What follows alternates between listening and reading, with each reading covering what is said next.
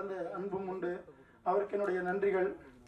அதைத் தொடர்ந்து கில்டு அசோசியேஷனுடைய தலைவர், ரத்தத்திலேயே அந்த சினிமா ஊறி இருக்குன்னு சொல்லுவாங்க, அப்படிப்பட்ட ஒரு கலைத்துறை வள்ளல் ஜாம்பவான் திரு மதிப்பிற்குரிய ஜாக்குவார் தங்கம் அண்ணன் அவர்களையும் மனமோந்து வரவேற்கிறேன். செயற்குழு உறுப்பினரும் தமிழ் திரைப்பட தயாரிப்பாளர் சங்கத்தின் செயற்குழு உறுப்பினரும் PRO யூனியன் தலைவருமான திரு விஜயமுரளி அண்ணன் அவர்களையும் மனமோந்து வருகிறேன். நடிகை, இளம் நடிகை ஷார்மிஷா அவர்களையும் திருமதி விஜயலட்சுமி அவர்களையும், மேடையில் வீற்றிருக்கக்கூடிய திரைப்பட தயாரிப்பாளரும் நடிகருமான VRR அண்ணன் அவர்களையும், ஜெனிஷ் அண்ணன் ஆக்ஷன் ரியாக்ஷன் கம்பெனி அவர்களையும் சரி, இன்னும் மேடையில் வீற்றிருக்கக்கூடிய பல கலைஞர்கள் இருக்கிறார்கள், திரைத்துறை ஜாம்பவான்கள் இருக்கிறார்கள், அனைவரையுமே வருக வருக என வரவேற்று எனது சிறப்புரையை ஆற்ற கடமைப்பட்டிருக்கிறேன். டைரக்டர் ஜெயகாந்தன் சார் எனக்கு ஒரு 10 வருஷமாக பழக்கம் எனக்கு. ஸோ ஆரம்பத்தில் படம் எடுக்க அவர் சென்னைக்கு ஒரு படத்தை எடுத்துகிட்டு ரொம்ப கஷ்டப்பட்டு போராடிட்டு இருந்தார். அந்த மாதிரியான காலகட்டத்தில் எனக்கு அறிமுகமான அவர் தொடர்ந்து இவ்வளோ நாட்கள் ஒரு நட்பு நீடிக்குது அப்படின்னா அதனுடைய பிரதிநிதித்துவம் என்ன அப்படிங்கிறது நீங்கள் கொஞ்சம் கவனத்தில் எடுத்துக்கணும். இடையில நிறைய வாட்டி அவருக்கு எனக்கு விவாதங்கள் போயிருக்கு இந்த திரைத்துறை சார்ந்து. அப்போ அவர் என்கிட்ட சொல்லுவார் ஒரே ஒரு வார்த்தை, சார் ஒரு படத்தை வெளியிடக்கூடிய அந்த பணத்தில் படம் எடுக்கலாம் சார் அப்படிம்பார். அது எப்படி சார் பண்ண முடியும்னா, சார் பண்ணலாம் சார், நான் பண்ணுறேன் சார் அப்படின்னாரு. ஸோ அது மாதிரி நிறைய படங்கள் அவர் பண்ணிட்டாரு. இது ஒரு 3வது படமாக இருந்தாலும் ஒரு சிறப்பாக தரமாக பண்ணியிருக்காரு. நம்ம பார்க்கும்போது நம்ம எல்லாருக்குமே தெரிஞ்சிருக்கும் இதனுடைய படத்தினுடைய சாங்கும் சரி, அதனுடைய ட்ரெய்லரும் சரி. அவர் இந்த பட்ஜெட்லாம் சொல்லக்கூடாதுன்னு சொல்லியிருக்கிறாரு. ஏன்னா என்னுடைய திறமைகள் அவளை நான் வெளிப்படுத்தியிருக்கிறேன். இந்த பட்ஜெட்டில் இந்த பணத்தை கொடுத்து இதை பண்ணுங்க அப்படின்னு சொல்லும் பொழுது எனக்கு அதிகமான ஒரு தொகையை கொடுத்துருந்தா நான் எப்படி பண்ணுவேன் அப்படிங்கிறது தான். ஸோ அதனால இது மாதிரி இயக்குநர்களை நம்ம வரவேற்கணும். லாஸ்ட் வீக் கூட நீங்கள் பார்த்துருப்பீங்க, நிறைய மூவி ரிலீஸ் ஆகிருக்கு. எந்த படமும் சொல்கிற மாதிரி இல்லை. இதை நம்ம ஒத்துக்கிட்டு தான் ஆகணும் எனக்கு. ஏன்னா சினிமா அந்த மாதிரியான ஒரு இலக்கை நோக்கி போயிட்டு இருக்கு. ஸோ இதுக்கு தொடர்ந்து இந்த மாதிரியான ஒரு சிறு படங்கள் ஒரு கிராமத்தில் இருந்து அவர் அழகாக என்ன மாதிரியான டெக்னாலஜிஸ் அவர் இன்னைக்கு அவருடைய தனித்துவத்தை திறமையை பயன்படுத்தி இந்த படத்தை அவர் எடுத்துருக்கணும். இந்த பட்ஜெட் நான் சொல்லணும்னு எனக்கு தோணுது. சொன்னால் நீங்களாம் ஷாக் ஆகிடுவீங்க, பயங்கர ஷாக் ஆகிடுவீங்க. அது எப்படிங்க நீங்கள் ஒரு ஆடியோ லான்ச் நடத்தினாலும் இவ்வளோ பணம் வேணும், ஒரு ப்ரெஸ் மீட் வைக்கனாலும் இவ்வளோ பணம் வேணும், ஒரு ப்ரெஸ் நோட்டு கொடுக்கணும்னாலே இவ்வளோ பணம் வேணும். அவர் எப்படிங்க இந்த பட்ஜெட்டில் படம் பண்ணியிருப்பாருன்னா பண்ணியிருக்காரு.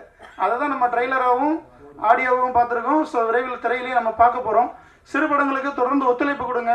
ஏன்னா இங்கே சங்கங்கள் நல்லா இருக்கணும். எதுக்காக ஆடியோ லான்ச்லாம் சங்கத்தினுடைய தலைவர்கள் நம்ம அழைக்கிறோம். அவர்களுடைய பாராட்டுதல்கள் இங்கே வேணும், அவருடைய வழிநடத்துதல் நமக்கு வேணும். ஏன்னா சங்கங்கள் நல்லா இருந்தால் தான் சினிமா துறை நல்லா இருக்கும். இதை நம்ம நிறைய இடத்துங்களில் நம்ம சொல்லியிருக்கிறோம். அதை சொல்லியிருந்தோம் இந்த சங்கங்கள் நல்லா இருக்க விடாத செயல்கள் தான் இங்கே நடந்துட்டு இருக்கு. பாவம் நமக்கு அது மாதிரி ஒரு அர்ப்பணமான ஒரு தலைவர் கிடைச்சிருக்கிறாரு முரளி ராமநாதன் சார். அதனால பெரும் முயற்சிகளை எடுத்துக்கொண்டுட்டு இருக்கிறார். கலை உலகத்துல பெரும் முயற்சிகள் எடுத்துட்டு இருக்காரு. சாதாரண விஷயம் இல்லைங்க. நான் தலைவரை வச்சுக்கிட்டு நான் பெருமையா பேசுறேன்னு நினைக்க வேணாம். நிறைய ஒரு பக்கம் கில்டு சங்கத்துல அவர் ஒரு போராளி, அவர் போராடிட்டு இருக்கிறாரு, அவரு ட்ராக்கு தனி. இந்த பக்கம் பாத்தீங்கன்னா ஒரு ஆளுங்கட்சி இருக்கிறது. அதனை அனுசரித்து இன்னைக்கு திரைத்துறையில் சில நலத்திட்டங்களை கொண்டு செயல்படுத்தி இந்த சினிமாவை உயர்ந்த இடத்திற்கு கொண்டு வர வேண்டும்ங்கிறதுக்காக ஒரு தனி மனிதனா போராடிட்டு இருக்காரு. தலைவர் தானங்க, அவர் எப்படிங்க தனி மனிதனா போராடுவாரு? இருக்குங்க, எல்லாருக்குமே ஒரு தனித்துவம் அடையாளம் இருக்கு. அந்த தனித்துவ அடையாளத்தை அவர் பயன்படுத்தி இன்று திரைத்துறையை காப்பாற்றுவதற்காக அவர் போராடி கொண்டிருக்கிறார். பல சிக்கல்கள், பல இன்னல்கள், பல முரண்பாடான கருத்துக்கள் பரிமாறப்பட்டுக்கிட்டு இருந்தாலும் அதையெல்லாம் கடந்து இந்த சினிமா நல்லா இருக்கணும். உடம்புல சரியில்லை, நான் ஒரு 6 மணிக்கு எனக்கு கால் பண்றாரு, ராஜா இது மாதிரி இருக்கு ஹெல்த்து. அதையும் பொருள்படுத்தாமல், சார் சிறு படம், சார் சிறு படம் சொல்லக்கூடாது. ஒரு நண்பர் என்கிட்ட சண்டை போடாரு, சிறு படம் சொல்லாதீங்க, சொல்லிதாங்க ஆகணும், வேற வழி இல்லை. ஏழன்னா சொல்லணும், அவன் கோலன்னா சொல்லணும், பணக்காரன் சொல்லணும். சிறு படம் தான். அதை சொல்லக்கூடாதுன்னு நம்ம மனப்பக்குவத்துக்காகவும் நம்மளை கௌரவப்படுத்திக்கிறதுக்காகவும் நம்மளை ஆசுவாசப்படுத்திக்கிறதா சொல்லலாம். சிறு படம் தான். அவை நசுக்கப்படுகிறது. திரையரங்கள் இல்லையா? இல்லை. ஸோ அதுதான் அதையும் நம்ம பாதுகாக்கணுங்கிறதுக்காக போராடக்கூடிய ஒரு ஒப்பற்ற தலைவராக தான் இன்று முரளி ராமநாதன் சார் இருக்கிறாரு.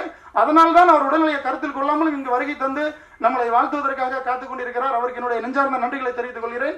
இதைத் தொடர்ந்து இன்னும் ஒரு சில முக்கியமான சினிமா பிரபலங்கள் வர வேண்டிய சூழ்நிலை இருந்தது, வர முடியாதனால அவங்களுடைய வருத்தங்களை தெரிவிச்சிருக்கிறாங்க.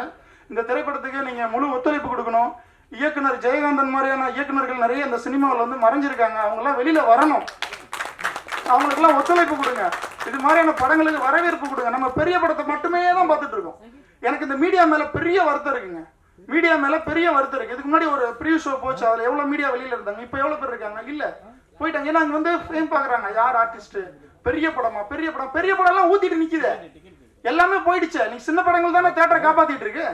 சின்ன படங்கள் தானே இது மாதிரி பிரசாத் லேப் மாதிரியான ஒரு ஸ்டூடியோ வந்து இன்னும் ஆக்டிவா வச்சுட்டு இருக்கு. பெரிய படங்கள் வரணும்னா 3 மாசத்துக்கு ஒருக்கா நம்ம காத்துட்டு தான் இருக்கணும். ஸோ சிறு படங்களுக்கு ஆதரவு கொடுங்க. மீடியா நண்பர்களே, பத்திரிகை மற்றும் ஊடகத்துறை நண்பர்களே, சிறு படங்களுக்கு ஆதரவு கொடுங்க. இது மாதிரி கலைத்துறையில் வந்து சாதிக்க வேண்டும் என்ற வெறித்தனத்தோடு வந்து சினிமாவில் கடந்த 10 ஆண்டுகளாக கஷ்டப்பட்டு போராடி கொண்டிருக்கும் இயக்குனர் திரு ஜெயகாந்தன் மாதிரியான ஒரு நண்பர்களை வந்து வாழ்த்துவதற்கும் அவர்களை முன்னேற்ற பாதையில் அழைத்து செல்வதற்கும் இந்த ஊடகத்துறை நண்பர்கள் பெரிதும் ஒத்துழைப்பு கொடுக்க வேண்டும். இதை தொடர்ந்து நிறைய பேசுறதுக்காக காத்துட்டு இருக்கக்கூடிய கலைத்துறை ஜாம்பவான்களுக்கு நான் வழிவிட்டு என்னுடைய சிறப்புரையை நான் நிறைவேற்றிக் கொள்கிறேன். வந்து வாழ்த்து வந்திருக்கும் அனைவருக்கும், மீடியா துறை நண்பர்களும் பத்திரிகை ஊடகத்துறை நண்பர்களும் அனைவருக்கும் மனமார்ந்த நன்றிகளை தெரிவித்துக் கொண்டு எனது உரையை முடித்துக் கொள்கிறேன். நன்றி. நன்றி நன்றி நன்றி. Hi, hello, this is Sharmisha. So Karungulathan ஃபிலிம்காக சாருக்கு ஃபர்ஸ்ட் ஒரு விஷஸ் சொல்லிடுறேன். ஸோ நல்லா படம் பண்ணியிருக்காங்க, பண்ணணும். சின்ன பட்ஜெட் இல்லாமல் இதுக்கு மேலே நிறையா பண்ணணும். ஸோ விஷஸ் தான். அதுக்கப்புறம் thank you Raja sir for inviting this function. இந்த கருங்குளத்தான் மூவிக்கு இன்வைட் பண்ணதுக்கு ரொம்ப ரொம்ப தேங்க்ஸ். அதுக்கப்புறம் ஸ்டேஜில் இருக்க எல்லா பெரிய பெரிய ஆளுங்களுக்கு எல்லாருக்குமே ஒரு வணக்கம். ஏன்னா அவங்க சப்போர்ட் நிறையா இருக்குது இந்த ஃபிலிம்ஸ்க்கு. ஏன்னா நம்ம இதுக்கு போகணும் அப்படின்ட்டு இல்லாமல் சப்போர்ட் பண்ணுறாங்க. ஸோ அது ரொம்ப பெரிய விஷயம். So thank you all sir. And இதுக்கு மேலே நிறைய படம் பண்ணணும் சாருக்கு விஷ் பண்ணிக்கிறேன். தேங்க்யூ. ஹாய், எல்லாருக்கும் வணக்கம். ஸ்டேஜில் இருக்கிற பெரியவங்க எல்லாருக்கும், ப்ரெசன்ட் மீடியா எல்லாருக்கும் வணக்கம். அண்ட் ஃப்ரெண்ட்ஸ் அண்ட் ஃபேமிலி உங்கள் டைம்ஸ் எல்லாம் ஸ்பெண்ட் பண்ணி பொறுமையாக காத்துட்ருக்க எல்லாருக்கும் வணக்கம். டைரக்டர் அண்ணா, எங்கள் அண்ணாவை பற்றி சொல்லணும்னா நேரம் பத்தாது. கண்டிப்பாக ஒரு நாள் நெஞ்ச நிமித்தி எமோஷ்னலாக கண்டிப்பாக சொல்லுவேன். பிகாஸ் அவர் கூட வந்துட்டு நான் 2 படம் ஒர்க் பண்ணியிருக்கேன்.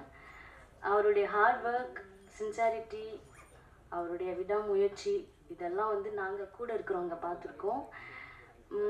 ஒரு நாள் நம்ம மக்கள் எல்லாருமே கண்டிப்பாக பார்ப்பாங்க. அவருடைய வெற்றி வந்துட்டு, அவருடைய வெற்றிக்காக, பெரிய படத்துக்காக நாங்கள் ரொம்ப ஈகராக வெயிட் பண்ணிகிட்ருக்கோம். நான் ரொம்ப ப்ரௌடாக சொல்லுவேன். ஆக்சுவலி இதை சொல்லலாமா வேணாமா அப்படிங்கிறது தெரில. ஃபஸ்ட்டு படத்தில் மீட் பண்ணுறப்ப நார்மலாக டைரக்டர் அப்படிங்கிறது தான் தெரியும். இப்போ வந்து ஒரு கூட பிறந்த ஒரு அண்ணா. ஸோ ஏன் அப்படி சொல்கிறேன்னா, அவ்வளோ ஜென்யூன், அவ்வளோ கைண்ட். ஒரு பெண்ணுக்கு வந்து எந்த அளவுக்கு சேஃப்டி கொடுக்கணும், ஷூட்டிங் ஸ்பாட்டில் வந்து எவ்வளோ சேஃப்டி இருக்கணும் அப்படிங்கிறத எங்கள் அண்ணா கிட்ட நான் பார்த்துருக்கேன். நான் பார்த்து வியந்த ரசித்த எங்கள் அண்ணா. ஸோ அவருடைய படம் இன்னும் மேலும் வரணும். பெரிய பெரிய ஆக்டர்ஸ், நிறைய பெரிய பட்ஜெட்டோட, நிறைய வெற்றியோட அவருடைய இந்த சினிமா உலகத்தில் பேர் சொல்லும் டைரக்டர் இருக்கிற மத்தியில் டைரக்டர் ஜெயகாந்தன் அப்படின்ற ஒரு பேர் நிலைச்சி நிற்கணும். கண்டிப்பாக நிற்கும். ஸோ அதுக்காக இந்த கடவுளை நான் ப்ரேயர் பண்ணி எனக்கு இந்த நல்ல ஒரு மேடையை கொடுத்த என் அண்ணாவுக்கு நன்றி. தேங்க்யூ. நன்றி நன்றி. அவங்களுக்கு தெரியலன்னு நான் நினைக்கிறேன். அந்த விதத்தில் பார்த்தீங்கன்னா நம்ம இயக்குனர் வந்து அவருக்கு கொடுக்கப்பட்ட சோர்ஸை வந்து அவர் திறம்பட யூஸ் பண்ணுவார்.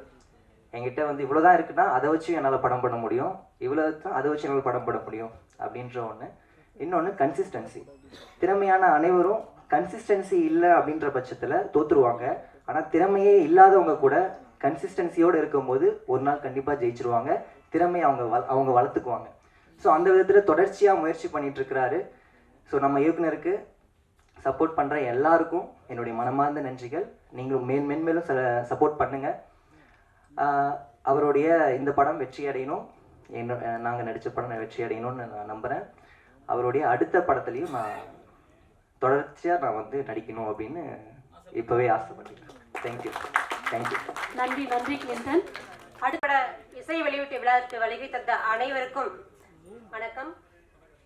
ஜாகுவார் தங்கம் அவர்கள் ரொம்பவே ரொம்ப தங்கமா இருக்கிறாங்க. ஏன்னு கேட்டா, நான் என்னை முன்ன பின்ன நான் கண்டது கூட கிடையாது. அதான் மனுஷங்களை வந்துட்டு தெரியுதோ தெரியலையோ ஒரு புன்னகை போதும், ரிசீவ் பண்றதுல ஒரு புன்னகை ஒன்று போதும்.